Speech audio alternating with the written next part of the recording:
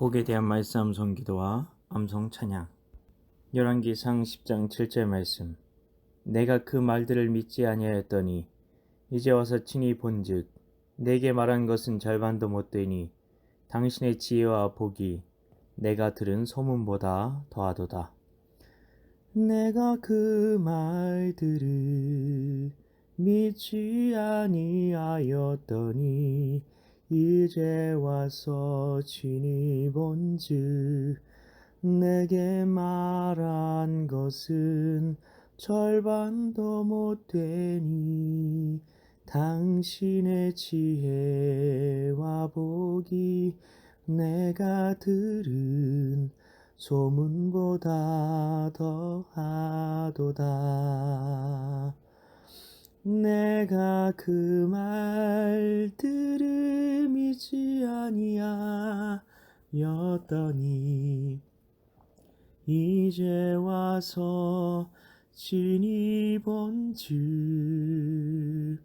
내게 말한 것은 절반도 못 되니 당신의 지혜와 복이 내가 들은 소문보다 더하도다.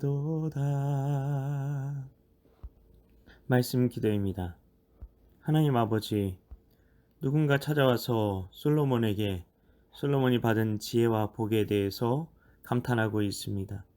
솔로몬은 누구를 만난 것이고 솔로몬이 만난 사람은 왜 솔로몬에 대한 소문을 믿지 못했던 것이며 이 일을 통해 그 사람에게 어떤 일이 생겼으며 하나님께서 이 말씀을 기록하신 이유는 무엇일까요?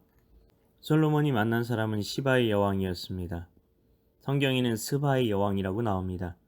예수님께서도 남방 여왕에 대한 이야기를 하신 적이 있는데 그녀가 바로 이 여왕이었습니다. 이때는 시바가 강성했던 때인데 이 여왕의 이름에 대해서는 역사적으로 명확히 확인되지 않고 있습니다. 단 이슬람교의 경전인 코란에는 이 여왕의 이름을 빌키스로 하고 수도를 마리브라고 기록하고 있습니다. 여기서는 여인이 사회적으로 높은 지위를 가지고 정치, 문화, 종교, 군사의 면에서 남자와 같은 실권을 가지고 있었습니다. 그랬기 때문에 시바 여왕이 솔로몬을 방문할 수 있었던 것으로 보여집니다.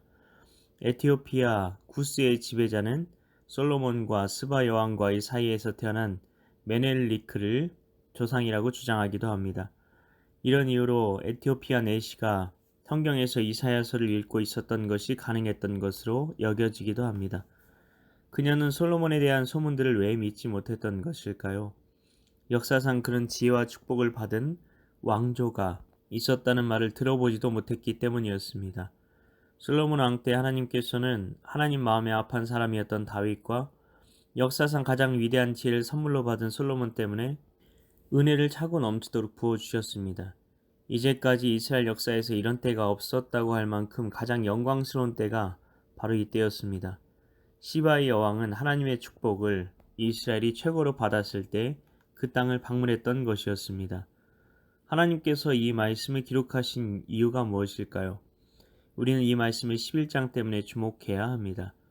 그렇게 복을 받은 솔로몬이 어떻게 되는지가 11장부터 나옵니다. 성경에 하나님께서 이런 축복을 기록하신 이유는 부러워하게 하기 위해서였을까요? 너희도 하나님 잘 믿으면 이런 복을 받는다. 그러니 너희도 복 받기 위해서 하나님 잘 믿어라. 이런 것이었을까요? 우리 모두 하나님과의 바른 관계 안에 있으면 하나님께서 복을 주십니다. 한량없이 주십니다. 그런데 우리가 원하는 모양과 그 복의 종류와 형태가 다 다를 수 있다는 것입니다. 우리가 하나님께 원하는 축복을 구할 수는 있겠지만 꼭 그대로 주시지는 않는다는 것입니다. 하나님께서는 우리에게 더 좋게, 더 유익하게 복을 주어 부어주시는 하나님이십니다. 그래서 때로는 고난도 복이 될 수 있는 것입니다. 고난이 우리에게 유익이 되기 때문에 주시는 축복일 수 있다는 것입니다. 하나님께서 주시는 축복은 우리가 상상할 수도 없는 것입니다. 우리는 때로는 나 같은 사람이 감당할 수 없을 것 같은 축복을 하나님께서 부어주시는 경우가 있습니다. 그런 때 어떻게 해야 할지 오늘 말씀은 분명히 가르쳐주고 있습니다.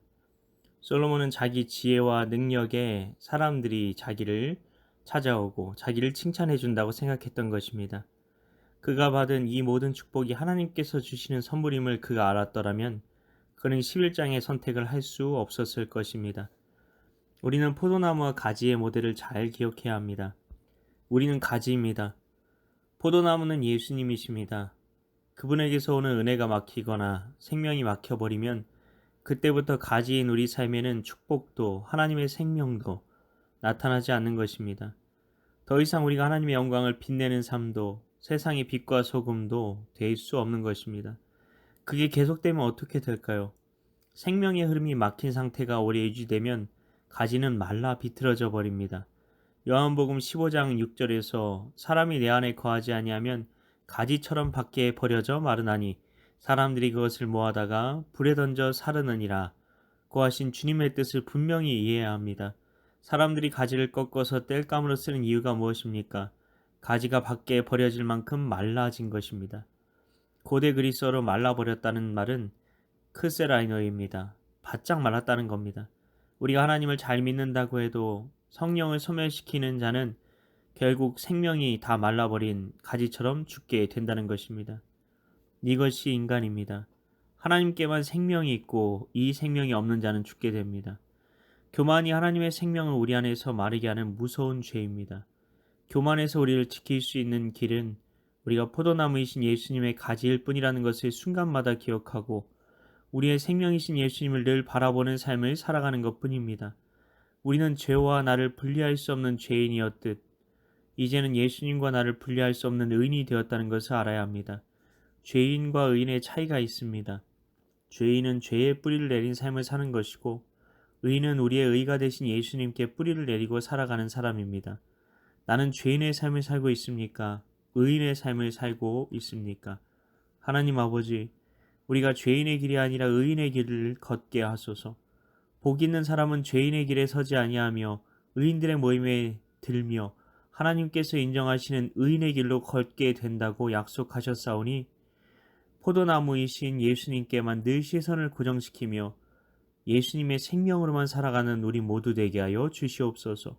이를 위해 오늘도 말씀 암송 기도와 암송 찬양 가운데 나아가오니 주님만 더욱 바라며 의지하며 살아가게 하소서. 믿고 감사드리며 예수님 이름으로 기도하옵나이다. 아멘.